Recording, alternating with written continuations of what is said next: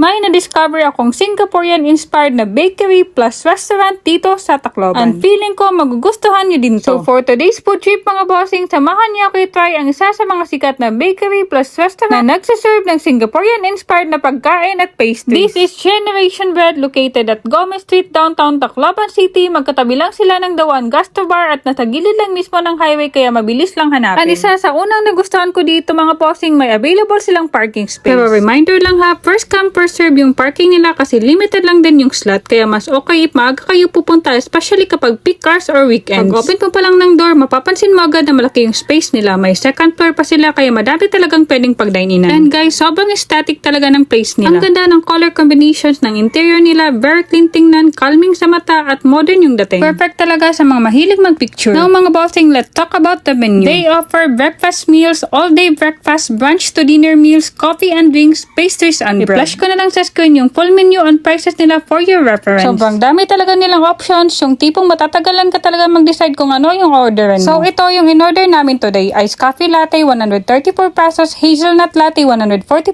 pesos, pandesal 8 pesos, almond croissant 149 pesos, ubi ensaymada 89 pesos. For the payment naman mga bossing, tumatanggap sila ng cash and QR payments. Kaya very convenient talaga, lalo na sa mga hindi mahilig magdala ng maraming cash or minsan kinukulang ng cash after mag-food trip. Mga around 10 to 12 minutes din yung hinintay namin before ma-fully served yung pagkain namin. And good news mga bossing, may pa-free wifi din sila dito. Kaya perfect talaga tong place na to for students, study sessions, family bonding, date spot, barkada, coffee hopping, solo food trip. Okay mga bossing, tikiman time. Unahin natin itong iced coffee latte. If mahilig kayo sa strong coffee taste, feeling ko magugustuhan ito. Unang sip ko pa lang, ramdam na agad yung tapang ng coffee niya pero balance pa rin. Gusto ko yung pagka-bitter niya and creaminess niya kasi hindi siya watery. Perfect talaga siya if kailangan nyo ng energy boost habang nag-work or nag-aaral. For me, this is 8 out of 10. Next naman, this hazelnut latte. Compared sa coffee latte, ito yung nasa sweeter side siya. So if ayaw nyo ng sobrang tapang na coffee, mas ma-i-enjoy nyo to. Ang sarap ng creaminess niya at lasang-lasa talaga yung hazelnut flavor. Hindi tinipid sa syrup at hindi rin overpowering yung tamis. This is also 8 out of 10 for me. Now naman, let's talk about the pastries. First, this ubi ensaymada. Guys, sobrang sarap talaga ng ensaymada nila. Super lambot niya pero hindi siya yung puro hangin na tinapay. Mabigat siya in a good way kaya satisfying talaga kainin. And yung ubi nila, lasang-lasa talaga. May ubi feeling din siya sa gitna kaya bawat kagat may flavor talaga. Tapos sakto lang yung tamis niya, hindi nakakaumay kahit ubusin mo mag-isa. If usapang palambutan ng tinapay, ilalaban ko talaga to. This is perfect 10 for me. Next naman, the almond croissant. Guys, ang laki ng serving nila dito. Pag serve pa lang, alam mo talaga na sulit agad yung binayad mo. Ang nagustuhan ko dito, may crispiness outside pero sobrang lambot sa loob. Tapos medyo milky yung flavor niya kaya ang sarap talaga i-partner sa coffee. And by the way, may feeling din siya sa gitna na medyo kalasa ng palaman ng Spanish bread pero mas creamy at mas masarap para sa akin. Very balanced din yung sweetness niya. Another perfect 10 out of 10 talaga. Last itong pandesal nila. You can taste the milk flavor naman and masarap din talaga siya. Pero hindi siya yung pandesal na gusto ko. Pero okay pa rin naman especially for the price. This is 7 out of 10. Overall mga bossing, masasabi ko talaga na worth visiting tong Generation Bread. Especially if mahilig kayo sa coffee hopping, pastries, or gusto nyo lang na magandang tambayan dito sa Tacloban. Maganda yung place, masarap yung pagkain, madaming options, may free wifi pa sila, at very relaxing yung vibes. And if may plano kayong bumisita dito sa Tacloban City, huwag nyo kalimutan i-add tong Generation Bread sa listahan nyo. Kaya i-try nyo na mag-bossing and comment nyo sa akin kung ano yung favorite nyo dito. Thank you so much for watching mga bossing. Bye!